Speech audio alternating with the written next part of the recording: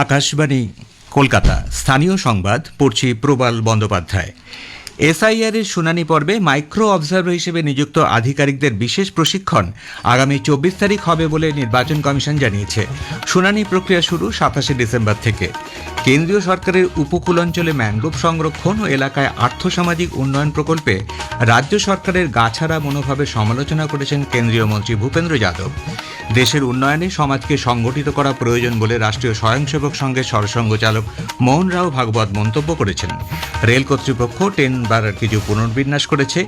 Red রোডে কলকাতা ম্যারাথনে আজ 20,000-এরও বেশি মানুষ অংশ নিয়েছেন। প্রাকৃতিক পরিবেশ ও বন্যপ্রাণ সম্পর্কে সচেতনতা তৈরি করতে সিডেকাইন্ড অ্যাওয়ার্ড একটি গুরুত্বপূর্ণ উদ্যোগ বলে মন্তব্য করেছেন প্রাক্তন কেন্দ্রীয় মন্ত্রী মানেকা গান্ধী। আসছে বিস্তারিত সংবাদে। নজরুল মঞ্চে আগামী 24 তারিখ ভোটার তালিকার বিশেষ নিবিড় সংশোধনী প্রক্রিয়ার স্বচ্ছতা আরও জোরদার করতে মাইক্রো অবজারভার হিসেবে নিযুক্ত আধিকারিকদের জন্য 2 দফায় বিশেষ প্রশিক্ষণের আয়োজন করা হচ্ছে। শুনানি প্রক্রিয়া 27 ডিসেম্বর শুরু হবে। বিভিন্ন শুনানি কেন্দ্রে মূলত কেন্দ্রের গ্রুপ বি বা তার ঊর্ধ্বতন পদমর্যাদার আধিকারিকদেরই এই দায়িত্ব দেওয়া হবে বলে রাজ্যের মুখ্য নির্বাচনী আধিকারিকের দপ্তর সূত্রে জানা গিয়েছে। এই সংক্রান্ত প্রস্তুতি ও সমন্বয় নিয়েই গতকাল কেন্দ্রের অধীনস্থ একাধিক দপ্তরের বিভাগীয় প্রতিনিধিদের সঙ্গে বৈঠক করেন রাজ্য মুখ্য নির্বাচনী আধিকারিক মনোজ কুমার আগরওয়াল ও তার দপ্তরের পদস্থ কর্তারা। বৈঠকে কোল ইন্ডিয়া, ডিভিসি, আয়কর বিভাগ, আরবিআই, মেট্রো রেল সহ মোট 16টি কেন্দ্রীয় দপ্তরের প্রতিনিধিরা উপস্থিত ছিলেন। শুনানি পর্বে কিভাবে দায়িত্ব পালন করতে হবে, কি কি বিষয়ে নজর রাখতে হবে বা কোন দপ্তরের কত আধিকারিক আছেন তার তালিকা দিতে বলা হয়েছে বলে সূত্রের খবর। কেন্দ্রীয় সরকারের উপকূল অঞ্চলে ম্যানগ্রোভ সংরক্ষণ ও এলাকার আর্থসামাজিক উন্নয়ন বা মিষ্টি প্রকল্প রূপায়ণে রাজ্য সরকারের গাছাড়া মনোভাবের সমালোচনা করেছেন কেন্দ্রীয় বন ও পরিবেশ মন্ত্রী ভূপেন্দ্র যাদব। আজ সুন্দরবনের গোসাবায় 22তম প্রজেক্ট এলিফ্যান্টের স্টিয়ারিং কমিটি ও 28তম জাতীয় ব্যাঘ্র সংরক্ষণ কর্তৃপক্ষের বৈঠক শেষে সংবাদ মাধ্যমের মুখোমুখি হয়ে তিনি একথা বলেন। তিনি বলেন, রেল দুর্ঘটনায় হাতির মৃত্যু কমাতে একগুচ্ছ পদক্ষেপ নিতে চলেছে তার মন্ত্রক। এই জন্য রেলকে দুর্ঘটনা প্রবণ এলাকা চিহ্নিত করতে বলা হয়েছে। এছাড়া জেলা শাসক ও পুলিশ সুপারদের নিয়ে হোয়াটসঅ্যাপ গ্রুপ তৈরি করে পরিস্থিতির উপর নজর রাখার নির্দেশ দেওয়া হয়েছে। এর পাশাপাশি কুনকি হাতি বাড়ানোর পরামর্শও দেওয়া হয়েছে। হাতির হামলায় মৃতদের ক্ষতিপূরণ দেওয়ার প্রক্রিয়া সহজ করা হবে বলে তিনি জানান।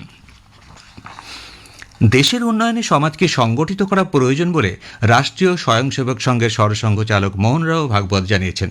শতবর্ষ পূর্তি উপলক্ষে কলকাতার সায়েন্স সিটি প্রেক্ষাগৃহে প্রবুদ্ধ নাগরিক সম্মেলনে দেশ গঠনে আরএসএস এর গঠনমূলক ভূমিকা নিয়ে তিনি আলোচনা করেন। শ্রী ভাগবত বলেন, আমাদের দেশে হিন্দু সমাজকে সংগঠিত করা प्रयोजन। पूर्ण हिंदू समाज का संगठन करना है और संपूर्ण समाज संगठित होना मुश्किल बात है, होता नहीं।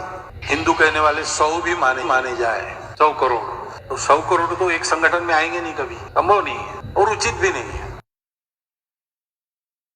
তিনি বলেন, কোন একজন বিশিষ্ট ব্যক্তিকে দেখে সমাজের বাকি মানুষেরা তাকে অনুসরণ করে, তাই এমন বিশিষ্ট ব্যক্তিদের সংগঠন গড়ে তোলা বিশেষ প্রয়োজন। রাষ্ট্রীয় স্বয়ংসেবক সংঘ প্রসঙ্গে শ্রী ভাগবত জানান, সংঘ কোনো প্রতিক্রিয়া বা বিরোধিতার জন্য গড়ে ওঠেনি, কোনো লাভের জন্যও কাজ করে না। সংঘ ধ্বংসের পরিবর্তে প্রতিশ্রুতি পূরণের কাজ করে।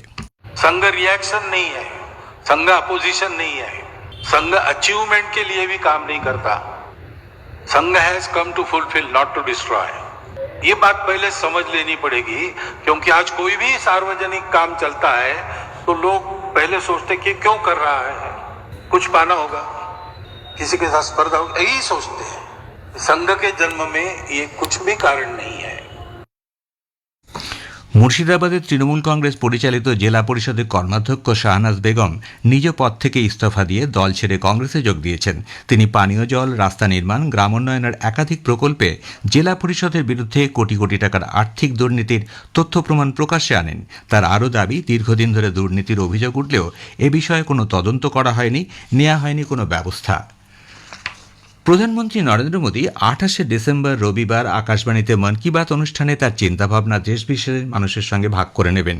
এটি হবে মাসিক এই বেতার অনুষ্ঠানের 129তম পর্ব। বেলা 11টা থেকে আকাশবাণী এবং দূরদর্শনের সবকটি চ্যানেল এবং আকাশবাণীর news on AIR website, mobile app, প্রধানমন্ত্রীর দপ্তর, তথ্য সম্প্রচার মন্ত্রকের ওয়েবসাইট, ইউটিউব চ্যানেল ও মন কি বাত সম্প্রচারিত হবে। হিন্দিতে এই অনুষ্ঠান সম্প্রচারিত হবার পরেই আঞ্চলিক ভাষায় এর তর্জমা শোনা যাবে। স্থানীয় সংবাদ শুনছেন আকাশবাণী কলকাতা কেন্দ্র থেকে। আমাদের সংবাদ শোনা যাবে ইউটিউব চ্যানেল আকাশবাণী সংবাদ বাংলা, ফেসবুক ও ইনস্টাগ্রাম আকাশবাণী সংবাদ কলকাতা এবং এক্স হ্যান্ডেল AIR নিউজ কলকাতাতে। রেল কর্তৃপক্ষ ট্রেন ভাড়ার কিছু পুনর্বিন্যাস করেছে। সাধারণ শ্রেণীতে 215 কিলোমিটার পর্যন্ত ভাড়া অপরিবর্তিত থাকছে। তারপর প্রতি কিলোমিটারে 1 পয়সা করে ভাড়া বাড়বে। মেল, এক্সপ্রেস, নন এসির ভাড়া প্রতি কিলোমিটারে 2 পয়সা করে বাড়বে। এসিতেও প্রতি কিলোমিটারে 2 পয়সা করে ট্রেন ভাড়া বাড়ছে। শহরতলি এবং মাসিক সিজন টিকিটের ভাড়া অপরিবর্তিত থাকছে। এর ফলে চলতি বছরে রেলের 600 কোটি টাকা অতিরিক্ত আয় হবে। আগামী 26শে ডিসেম্বর থেকে ভাড়ার নতুন হার কার্যকর হবে। হাওড়ার ডোমজুড়ে গত রাতে পথ দুর্ঘটনায় 2 জনের মৃত্যু হয়েছে। পুলিশ সূত্রে জানা গিয়েছে, গত রাত 8টা নাগাদ একটি বাইক নিয়ন্ত্রণ হারিয়ে 16 নম্বর জাতীয় সড়কে ফ্লাইওভারে ওঠার সময় এক মহিলাকে ধাক্কা দিয়ে গার্ডওয়ালে ধাক্কা মারে। পুলিশ ওই মহিলা ও গুরুতর আহত বাইক চালককে স্থানীয় হাসপাতালে নিয়ে গেলে চিকিৎসকরা 2 জনকেই মৃত বলে ঘোষণা করেন। মৃত 26 বছরের তৃষা দস্তিদা রিষড়ার বাসিন্দা, অন্যদিকে বাইক চালক সলপের বাসিন্দা। 2 জনের দেহ ময়নাতদন্তের জন্য পাঠানো হয়েছে। ডোমজুড় থানার পুলিশ ঘটনার তদন্ত করছে। পাচারকারীদের বিরুদ্ধে অভিযানে নেমে বড়সড় সাফল্য পেল ভক্তিনগর থানার পুলিশ। গত রাতে গোপন সূত্রের খবরের ভিত্তিতে সেবক রোডের শালুগাড়ার কাছে অভিযান চালিয়ে 4 দুষ্কৃতীকে গ্রেপ্তার করল ভক্তিনগর থানার পুলিশ। ধৃত 4 জনের নাম বিনয় কুমার, তাসির উদ্দিন, সাইদুল শেখ এবং অজিত রায়। ধৃতদের হেফাজত থেকে 4 প্যাকেট মাদক তৈরির উপকরণ এবং প্রায় 800 গ্রাম ব্রাউন সুগার উদ্ধার হয়েছে, যার আনুমানিক বাজার মূল্য প্রায় 1 কোটি টাকা। ধৃতদের আজ জলপাইগুড়ি আদালতে তোলা হবে। নদিয়ার কৃষ্ণনগরে পুলিশি অভিযানে বিপুল পরিমাণে মাদক ব্রাউন সুগার উদ্ধার হয়েছে। নির্দিষ্ট খবরের ভিত্তিতে কোতোয়ালি থানার পুলিশ কৃষ্ণনগর স্টেশন রোড লাগোয়া এলাকায় অভিযান চালায়। মাদক বহনের অভিযোগে 2 মহিলাকে গ্রেপ্তার করা হয়েছে। ধৃতদের জিজ্ঞাসাবাদ করে মূল চক্রীদের খোঁজ চলছে। পূর্ব রেলের হাওড়া ডিভিশনের মল্লারপুর ও তারাপীঠ এবং নলহাটি ও স্বাধীনপুর স্টেশনের মাঝে ব্রিজ রক্ষণাবেক্ষণের কাজের জন্য আজ রামপুরহাট বর্ধমান থেকে 2টি ও 3 পাহাড় থেকে একটি মেমো প্যাসেঞ্জার বাতিল থাকছে। এছাড়া শিয়ালদা রামপুরহাট মাতারা এক্সপ্রেস সাঁইথিয়াতে যাত্রা শেষ করবে ও রামপুরহাট শিয়ালদা মাতারা এক্সপ্রেস রামপুরহাটের পরিবর্তে সাঁইথিয়া থেকে যাত্রা শুরু করবে বলে রেল সূত্রের খবর। কলকাতা ম্যারাথনে আজ 23,000 মানুষ অংশ নেন। 25 কিলোমিটার ছাড়াও 4টি বিভাগে প্রতিযোগীরা যোগদান করেছিলেন। অংশ নিয়েছিলেন বিশেষভাবে সক্ষম প্রতিযোগীরাও। রেড রোডে আজ সকালে রাজ্যপাল CV আনন্দ বোস পতাকা নেড়ে ম্যারাথনের সূচনা করেন। উপস্থিত ছিলেন ভারতীয় ফুটবল দলের প্রাক্তন অধিনায়ক বাইচুং ভুটিয়া। প্রাক্তন কেন্দ্রীয় মন্ত্রী ও পিপল ফর অ্যানিমালস PF এর চেয়ারপারসন মানেকা সঞ্জয় গান্ধী বলেছেন, চলচ্চিত্র হল একটি অত্যন্ত প্রভাবশালী সাংস্কৃতিক মাধ্যম, যা দিয়ে প্রাকৃতিক পরিবেশ এবং বন্যপ্রাণ সম্পর্কে মানুষের মধ্যে সচেতনতা তৈরি করা যায়। এক্ষেত্রে সিনেকাইন্ড অ্যাওয়ার্ড একটি গুরুত্বপূর্ণ উদ্যোগ। ইন্ডিয়া ও পিপল ফর অ্যানিমালসের সহযোগিতায় ভারতের সহানুভূতিশীল এবং সমাজ সচেতন চলচ্চিত্র নির্মাণকে উৎসাহ দিতে আয়োজিত অনুষ্ঠানে তিনি একথা বলেন। Kindness should be reflected in every film and in the way we approach life. And films create culture, so it's very, very important that we include compassion to be celebrated in cinema. মা কা দুধ ছবির জন্য doctor Harsh আত্মাকুরি বন্যপ্রাণ সচেতনতার উপর চলচ্চিত্র নির্মাণ করে সিনেকাইন্ড কম্প্যাশন অ্যাওয়ার্ড পেয়েছেন। নৈতিক চিন্তাভাবনার প্রেক্ষিতে অনুসন্ধানী গল্প বলার জন্য ডিরেক্টর অব চেঞ্জ অ্যাওয়ার্ড পেলেন।